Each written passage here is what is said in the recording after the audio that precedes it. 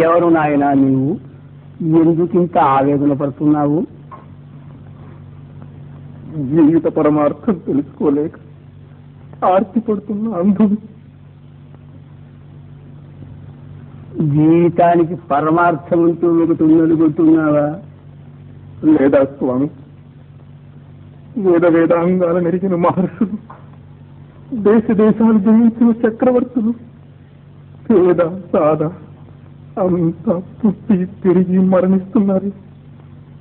మీరంతా మరణించిన తర్వాత ఏమవుతున్నారు స్వామి? పిచ్చివాడా, లోకమంతా ఈ శరీరంతో జీవించి సుఖించాలని తాపత్రయపడుతుంటే మరణించిన తర్వాత ఏమవుతారనే విచారం నీకెందుకు? ఆ విచారం వదులుకో. నీకు అష్టైశ్వర్యాలు కలిగే మార్గం చూపిస్తాను, అనుభవించు. వద్దు స్వామి, అవన్నీ అనుభవించి క్షణికములని క్షుద్రములని తెలుసుకున్నాను. వాటిపై నాకు వాంఛ లేదు. నన్ను బాధిస్తున్న ప్రశ్న ఒక్కటి, మనం ఎక్కడి నుంచి పుడుతున్నాం, ఎక్కడికి పోతున్నాం? ఈ సందేశం నివారించు. ఈ రహస్యం తెలుసుకోవటానికి దేవతలకే సాధ్యం కాలేది, మానవులకు సాధ్యమవుతుందా? నీ వంటి మహానుభావులే సాధ్యం కాదంటే మాకు దిక్కెవరు స్వామి? నేను ఈ దుఃఖభాజనమైన సంసారంలో కృషించి జనన మరణ ప్రవాహంలో కొట్టుకుపోవలసిందేనా?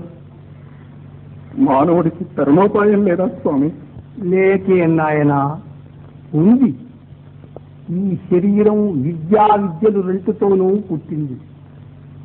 సంసార యాత్రకు మోక్షయాత్రకు ఇదే సాధనం.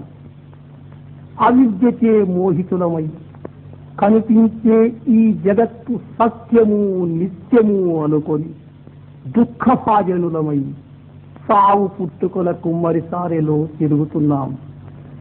ఇదంతా అనిత్యమని, ఈ నాటకానికంతటికీ కారణమైన మహా చైతన్యం వేరే ఉందని, అది నిత్యము సత్యమని తెలుసుకొని ఆ ఆత్మానుభవం పొందాలి.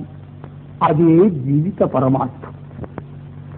ఆ ఆత్మానుభవం నాకెట్లా కలుగుతుంది స్వామి?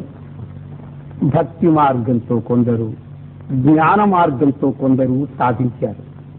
కానీ జీవన్ముక్తికి రాజయోగమే సులభోపాయమని పెద్దల మతం. రాజయోగం నాకెవరు ఉపదేశిస్తారు స్వామి? ఆ సమయం వచ్చినప్పుడు పరమాత్మే సద్గురువుని వచ్చి ఉపదేశిస్తాడు. కారు చీకటిలో దాడి తెలియక తికమక పడుతున్న నాకు వెలుగు వల్ల మీరు లభించారు.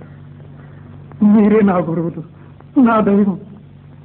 ఆ యోగ రహస్యం నాకు బోధి సత్యస్వరూపం చూపించండి. అతి గుప్తమైన ఆత్మ విద్యను మీకు బోధిస్తున్నాను, సావధానుడమై విను. రసాన్ని కట్టేస్తే కాని స్వర్ణం కానట్టు, మనస్సును కట్టివేస్తే కాని సత్యము కనిపించదు. మనస్సే మన బంధానికి మోక్షానికి కారణం. మనస్సును స్వాధీనము చేసుకుంటే మనకు స్వాధీనము కానిదే లేదు. ఆ సాధనే యోగం అంటారు.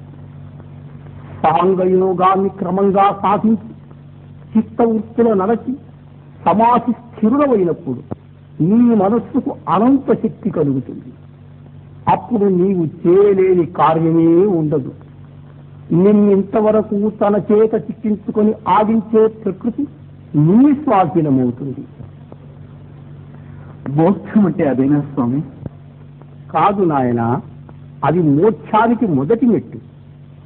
ఆ అనంత శక్తి ప్రలోభానికి మోసపోక సుస్థిర చిత్తుడవై ధ్యానిస్తే స్వయం ప్రకాశము, సచ్చితానందమయము, శాశ్వతమునైన స్వస్వరూపానుభవం కేవల జ్ఞానరూపంగా నీవు అనుభవిస్తావు. తత్వమసి అంటే అది. అప్పుడు నువ్వు నేను ఒకటి. అది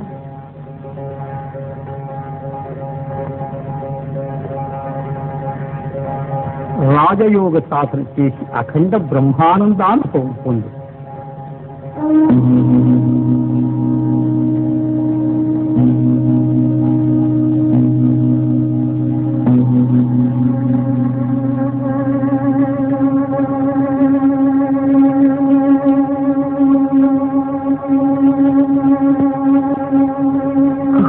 బ్రహ్మ గురు విష్ణు గురుదేవో మహేశ్వర గురు